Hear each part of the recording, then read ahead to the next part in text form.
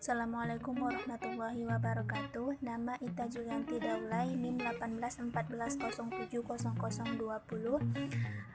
Mata kuliah Metodologi Penelitian dengan dosen pembimbing Ibu Dr. Milyasari SPD MSI dari jurusan Pendidikan Guru Madrasah Ibtidaiyah Universitas Islam Negeri Imam Bonjol Padang.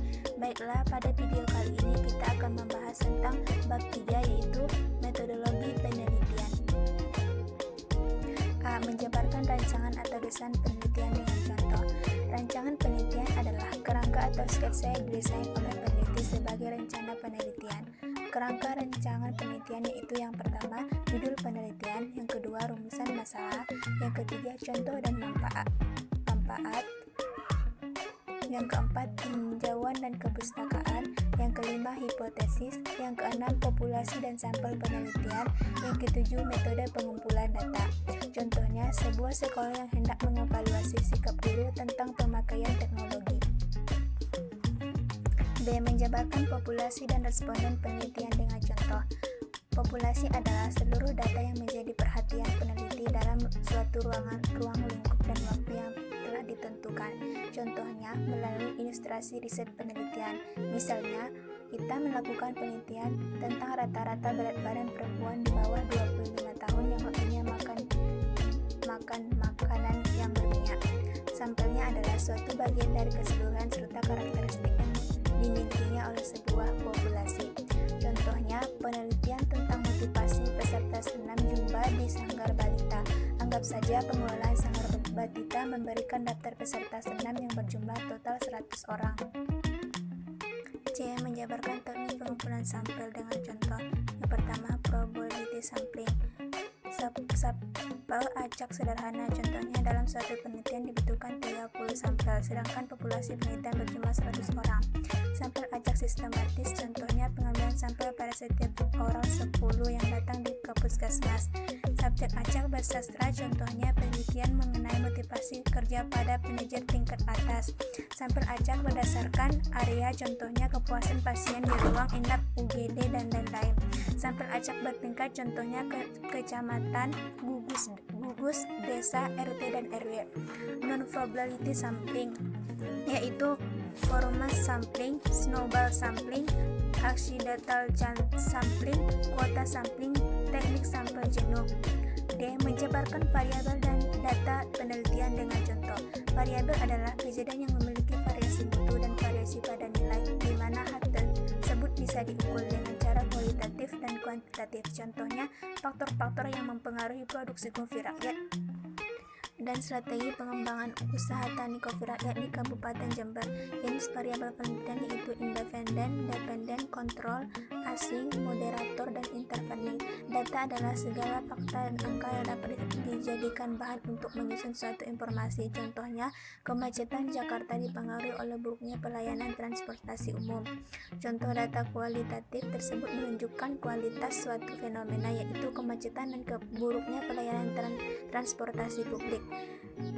Kita bisa mengetahui misalnya berapa kilometer panjang kemacetan yang terjadi dan sebagainya. E. Menjelaskan bentuk-bentuk instrumen penelitian dengan contoh.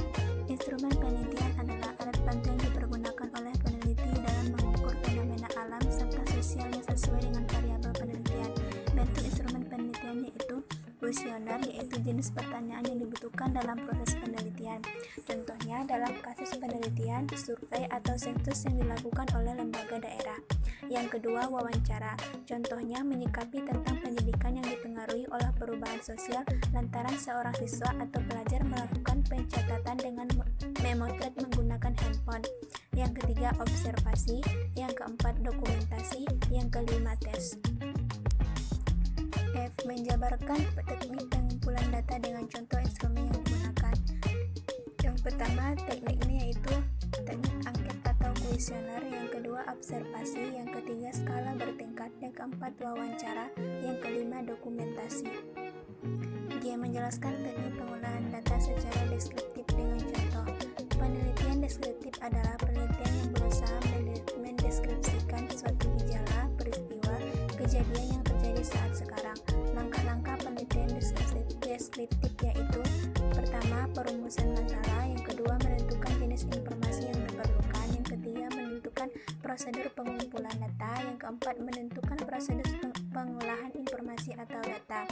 Yang terakhir yaitu yang kelima, menarik kesimpulan penelitian. H. Menjabarkan teknik pengolahan data secara diferensial dengan contoh. Pengertian pengolahan data secara diferensial adalah teknik statistik yang digunakan untuk menganalisis data sampel dan hasil populasi. Dalam penelitian ini, sampel mewakili sebuah populasi. Populasi harus jelas dan pengambilan sampel dilakukan secara acak atau random. Contohnya pada pemilu presiden 2014. Manfaat statistik diferensial yaitu yang pertama, alat untuk menduga populasi. Yang kedua, metode analisis sangat terstruktur. Yang ketiga, prosedur penggunaan statistik diferensial yaitu tentukan data populasi yang ingin diteliti, tentukan jumlah sampel yang representatif terhadap populasi tersebut. Pilih analisis yang cocok dengan tujuan dan jenis data yang kita miliki, buat kesimpulan atau hasil analisis penelitian tersebut. I. Menguraikan prosedur penelitian atau langkah kegiatan penelitian dengan contoh. Yang pertama, pendekatan penelitian adalah metode atau cara mengadakan penelitian seperti halnya eksperimen atau non-eksperimen. Yang kedua, variabel penelitian. Variabel dibedakan atas yang kuantitatif dan kualitatif. Contohnya variabel kuantitatif misalnya luas kota, umur, dan lain-lain. Contoh variabel kualitatif misalnya kemakmuran, kepandaian. Yang ketiga, populasi dan sampel. Dalam penelitian perlu dijelaskan populasi dan sampel yang dapat digunakan sebagai sumber data. Yang keempat, tempat dan waktu penelitian. Tempat dalam penelitian ini adalah di mana si peneliti akan mengambil sampel untuk penelitian. Yang kelima, metode pengumpulan data. Yang diperlukan di sini adalah teknik pengumpulan paling tepat sehingga betul-betul dijadikan data yang valid dan reliable. Yang keenam, instrumen penelitian. Penelitian yang bertujuan untuk mengukur suatu gejala akan menggunakan instrumen penelitian. Yang ketujuh, prosedur penelitian. Prosedur penelitian adalah langkah-langkah apa saja yang akan peneliti ambil dalam melakukan penelitian. Yang kedelapan, uji coba instrumen. Untuk penelitian dengan pendekatan kuantitatif, maka analisis data penelitiannya ini berkenaan dengan perhitungan menjawab rumusan.